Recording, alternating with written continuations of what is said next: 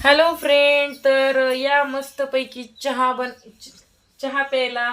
चहा बनवलेला आहे. मला तर बोलायची नाही, कसं हसती बघा. आईला लय हस येते माझ्या बोलण्याचं. कधी कधी माझ्या लक्षातच राहत नाही, व्हिडिओ बनवताना तर नुसती हसती या चहा बनवायला. बघ ना, चहा प्यायला या म्हणायचं होतं मला. तर असं इकडं बघा, आईकडं मस्त शेवग्याची भाजी बनवली, इकडं मस्त दूध तापून ठेवलंय, इकडं दही, तिकडं चहा, इकडं मस्त चपात्या बनवल्यात बघू शकताय. आईनं मस्तपैकी जेवणाचा बेत केलेला आहे. मी आता उठले, माझं आंघोळ बी झालं नाही अजून. तर आता आंघोळ वगैरे करून घ्यायची, तोंड वगैरे धुलंय. चहा घ्या म्हणलं. हरभर काढायचं कामाला जायचे का? जायचं आता 2 दिवस, पैसे पण हिशेब करून किती 2000 बी झालेत का नाही? पहिले 1000.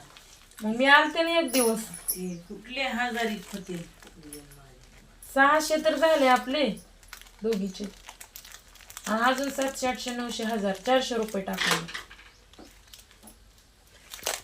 ए बाबा, बिस्किट बी काढाय नाही. चला, मोबाईलच पकडाय कोण नाही आज, तर ठेवते.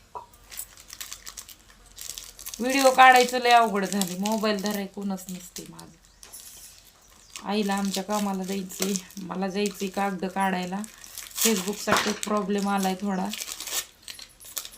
माझा टीशी आहे काय, दिसला कुठं टीशी? तर बघा, मस्त चपाती करायला लागली. येऊ का, मी असं चहा बिस्किट खायले. चहा थंड नाही, गरम गरम आहे.